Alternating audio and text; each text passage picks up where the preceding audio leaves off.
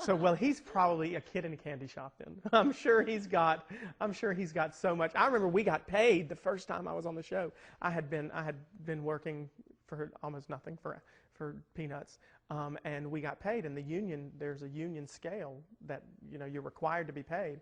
And the first time we got paid based on an hour-long episode and then a half-hour-long episode or 2 hours or whatever, and I got a check for like $2,000 for 1 week, and I went, what? I was flying people out. I was buying DVD players. Everybody was just, we thought we were. So he, I'm assuming not worked if he's a high schooler, he's getting paid at least some, and he's hopefully he's saving it. but if he's 17, he's probably not. He's probably going crazy. So you haven't seen him sing then, right? I turned on I saw something on the news, and then I turned on something else just to hear him. Because, I mean, from when Anoop, I didn't watch when Anoop Desai was on, but, the people who are from here, I want to support and be excited for. So I turned on and heard him sing. He's very different than me, isn't he? I've never, I've always thought my voice never changed. I still don't think it's changed. I'm still an alto. He's definitely different than I am, but he's very good, yeah. Well, I think what everybody talks about, too, I mean, because we immediately think of you and Anoop, but more so you, I think, that there's so much talent here, and we are so fortunate to have people in the limelight like this nationally and internationally. Ruben and I compete. Ruben and I argue with each other a lot because, Alabama had Ruben, Taylor Hicks, Bo Bice was from Alabama. I think one of Diana DeGarmo was born in Birmingham. She's from Atlanta, but she was born in Birmingham. And so we compete about who has it. North Carolina has clearly won the race between myself, Fantasia, Kelly Pickler, Chris Daughtry, Bucky Covington, Anoop, and now Scotty. Yeah. So in North Carolina is racking it up. We win, for sure. And I think a lot of that also has to do with, I don't discount for 1 second I strongly believe that a large part of why I made it as far as I did was because this area has a group of, this community of people is so much more supportive, than other cities. I mean, I've been to every big city in the country at this point, and you don't find the sense of community anywhere else like you do here. That's why I came back here. I mean, I couldn't live in LA anymore. But people comment on that even when they visit. There's definitely a bigger sense of community in this area, and I think it comes from not being so big that we lose our identity, but also being big enough that there are a lot of people who can call in and vote. And Birmingham sort of has that same type of atmosphere too.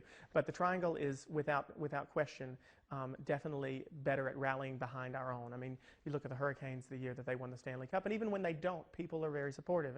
And the Bulls, people are coming to games there, and we get excited about Greg Fishel and his 30-year anniversary. I mean, we know what's going on in our area, and we're very active and energetic and enthusiastic about that type of thing. If he makes it to the finale, even if I don't watch, I'll call in, because you want the person who maybe I'll call in to the other person. I don't know. I don't want another person beating me.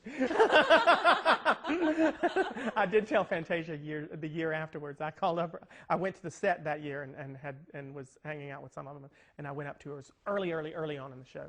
And they hadn't even made the top 12, and I was like, listen, I'm rooting for you, but you can't win because I did not want someone from North Carolina coming in first place. And I've jinxed myself. So he'll probably, just because my luck is that way, he will probably win. You heard it from me. He'll heard it from me. I mean, but you've been so successful, it really didn't matter that you were one or two. No, I think at some point, I mean, you've been on the show for that long. And having an underdog status, which brought me through the whole show in the first place, didn't hurt. Even beyond, people continued to vote by buying albums. So I don't regret it at all. I have seen the intro, and I know they only put the winners in the intro, and that hurts me a little bit. But other than that, I'm fine. And you've been back to the show to sing. It's been years. I went back season 5 for the finale, and I haven't been back since. But I was living in LA at the time, and I don't live in LA. Now it's so difficult to get back there and do stuff. And I don't want to leave without talking to you about some of your charity work, because that's one of the first things you did was start a charity. Right. Well, did you still go to Finley? I used to. You used to. No longer. Well, you went to Finley when I was there. I know. And I used to see you walk down the halls when I was. Better shape back you were. I remember you. No, you're fine now too. And you used to come in to go to the gym. Yeah. when I worked at Findlay, I helped run the summer camp there, and actually one of my former counselors had just found out that she's one of the directors this year, and it makes me feel even older. When I ran that, we had kids who had disabilities who weren't able to come, and so coming right off of the show and being so not far removed from that at all, it kind of made me think, you know what, if I get a chance to do something, I want to make sure that I want that kid to go to camp. So we started, myself and the lady who I worked with in Charlotte, started the National Inclusion Project, formerly the Beulah Aiken Foundation, Right. but no one could spell that, so or say it. So we changed it to the National Inclusion Project, and we've done really well. We've just started a capital campaign for the first time, like a really a professionally led capital campaign to try to make sure that we get into all 50 states at some point in the near future and to fund camps. We've been really lucky. We're in 38 states now and we're getting kids with disabilities to go to summer camps that normally they wouldn't be able to go to because they don't have the training. 8 years. Yeah, You've been able to do that. Well, I don't say me. I mean, there are people who work a lot harder at it than I do. I mean, I talk about it as much as I can, but there are a lot of people who put a lot of work into it. But we have had that success, and between that and UNICEF, I've been fortunate, I think, to be able to kind of talk about some things that have been important to me. And I really hope that anyone, Scotty too, if he's listening, that's something that I'm sure that there's something he's passionate about, that you really kind of have a responsibility. I mean, if you're a singer, you don't really work for anybody. I mean, everybody has a boss to some extent when they go to work.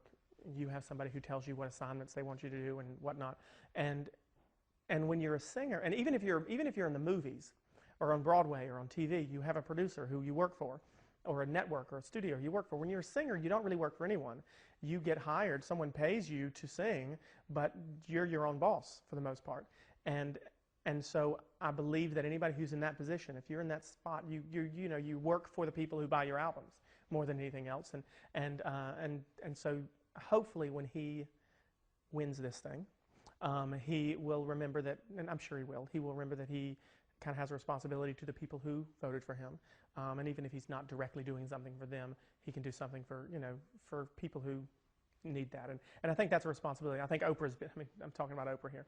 People, she's a great example. There are plenty of them who understand that. You get this microphone. Not many people have a TV crew coming to their house to talk to them.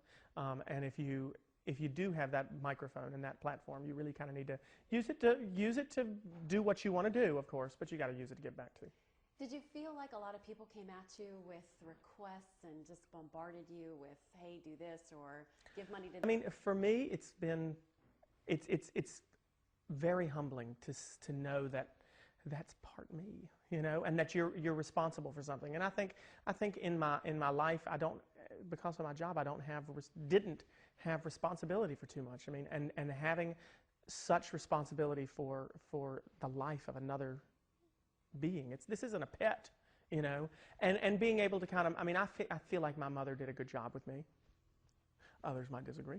Others might think she did a good job and I just turned out bad.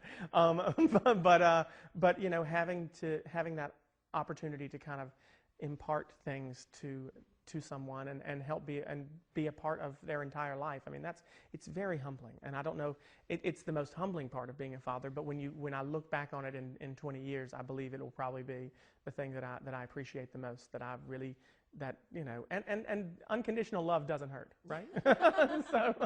And now you're going to be able to spend more time. Right. Now I'm going to take a little bit of time off. He's getting a little bit older, and you realize when a child is one, and younger, and even 1.5, it's hard to be away, and there are things that you miss. But now that he's talking and like having real conversations with you, I don't want to miss some of that. So I don't want to miss. I mean, I do miss out a little bit because he lives kind of in two places. But when I have the opportunity to be with him, I want to make sure I have as much. I don't want to forget some of these funny things he says. So.